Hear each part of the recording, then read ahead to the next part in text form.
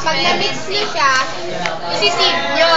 Pag na-sieve nyo siya, iset aside, tapos kuha ng mixing bowl, i-cream nyo yung butter with sugar. Pag na-cream nyo siya, idadagdag nyo yung egg. Idadagdag nyo yung egg with vanilla na rin. Then, i-cream ulit, tapos butter, sugar, vanilla egg.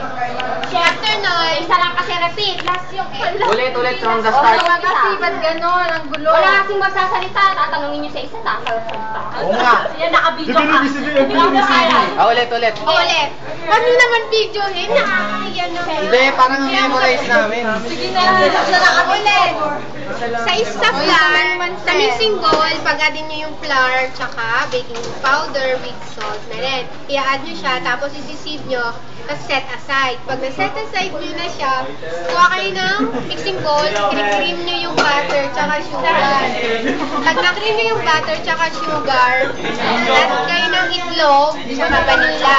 Diba, tapos na siya, may cream. Pag add nyo na kayo yung dry ingredients, yung cream tsaka butter, after nun, parang ginagalog yan, yung itlog, tapos yung vanilla. Nagagano-gano na siya. Tapos pag sasabayin ka na yung cream na butter, tsaka yung flour, samahin. Wow, tagal. Pag magsama na sila, yung sa cookies na tapos yun na, shape na sa cookies sheet. Tapos, ibibig ko yung baking soda, tapos salt, ay flour, salt. Sige mo, itlog, vanilla. I-cream mo muna yung butter tsaka sugar. Tapos, kung i-cream mo, kilala mo pa to, ate? Hindi. Pagkasamahin na kayo yung flour na yan. Tapos, i-cook-press at i-bake siya 8 to 10 minutes. Sa 300 degrees. 8 to 10 minutes. Hati na lang kayo. Wala na.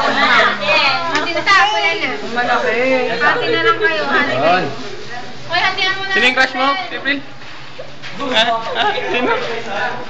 Wala akong naintindihan. Ulit. Oy, wala daw naintindihan to. Ano kayang ginagawa nito kanina? Hindi nakikinig. Siya pa yung nagsabing,